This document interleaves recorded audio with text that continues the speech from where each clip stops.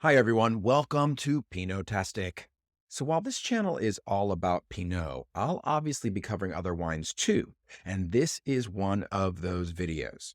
So I had the pleasure of going out the other night, and sometimes when you go out, you order a bottle of wine. So I went out to this great modern Italian chop house, and at this restaurant, they do a pretty good job of curating Italian wines. I mean, makes sense since Italian wines were made to go with Italian foods, right? Well, let's cut to my live recording that night after I got home. Sometimes you go to a restaurant and you feel like the wine is overpriced. And oftentimes it is. It is overpriced.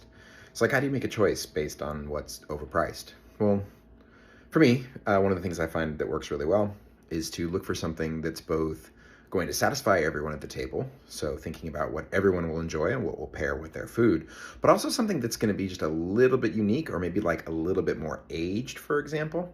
So this is a 2017 Valpolicella, and I picked it because it was like a little bit of age, a little bit of character, and it would fit well with people who were eating something that was a little bit on the spicier side, not spicy, but a little on the spicier side, and also with those of us who were eating like steak, for example, and also those of us who were eating something that was more earthy. So it just fit well with everything because Valpolicella goes with, I don't want to say everything, but it goes well with a lot of stuff. So, and it ended up being a great pick, and we're very happy about it. So that's that. And it can be frustrating at a restaurant when the prices are like 3+ times the price of the bottle.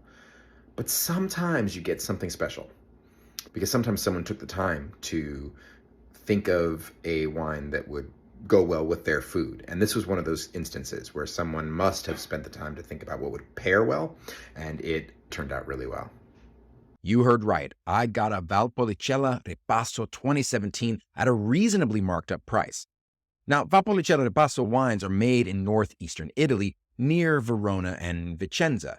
Vicenza, BT Dubs, is an adorable little Renaissance city I got to visit for work once. Yay, super cute. So, a little more about the wine. Valpolicella is a great wine because it comes in a few different forms. They basically all got the same grapes in them: Corvina, Corvignone, Rondinella, Molinara. There's the Classico, which is fermented for like 6 to 7 days or so in steel usually, and it creates this medium-bodied, fresh, fruity, still dry wine that has like a sour cherry vibe to it. If it were a guest at your party, it'd be that person who shows up with great energy but doesn't overdo it and is just super easy to get along with. The Ripasso, though, is just like that guest, except they come over with a nice gift for you. And conversation with them, well, it's just a bit more interesting. That's because the Ripasso spends some time in a second fermentation with grape skins that have been sitting out in the air and drying, giving the wine this extra intensity and concentration. There's also Valpolicella Amarone, which is even bolder and is made with a longer drying period and has a much bigger flavor. Anyway, the Rubinelli Vajol Ripasso we got was such a great find, especially as a 2017 with about 5 years in the bottle. You'll also see it's a superiore, which is to say that it comes from fancier vineyards, so the quality is considered higher, and it spends a year in wood, which gives it some bonus character. And the Rubinelli family has been making wines in that region of Italy for generations. According to their website, actually, Gaetano Rubinelli helped build the river dam that supplied electricity to the whole region. Who knew? And yeah, the Rubinelli's wine, it delivered. It fought way above its weight. First sniff, black licorice and anise, just pop. Then there was some celery herbal kind of things going on, plum, tar, some red currant. On the palate early on, it was just kind of sour black cherry, plum and plum skin with some pretty wicked velvety tannins to start.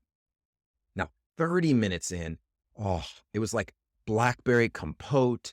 The anise was still there, but a little bit more subtle. Black cherry, blackberry, and an almost like balsamic vibe to it as well, which is something that's commonly described for Ripassos and Amarones. And the best part, as I noted that night, is it paired well with everything. An Italian salad with salami? Boom. A rigatoni with spicy vodka sauce? Boom. And a bangin' New York strip with an Italian chimichurri thing on top? Double boom. It was great. So grab a bottle if and when you can, and definitely keep your eyes out for a Valpolicella Ripasso Superiore when you're ordering at a restaurant. especially if it has a bit of age. You'll spend less and everyone will love it. And you'll seem like a complete wine expert, too. Okay, see you next time. Don't forget to like and subscribe, folks. Cheers!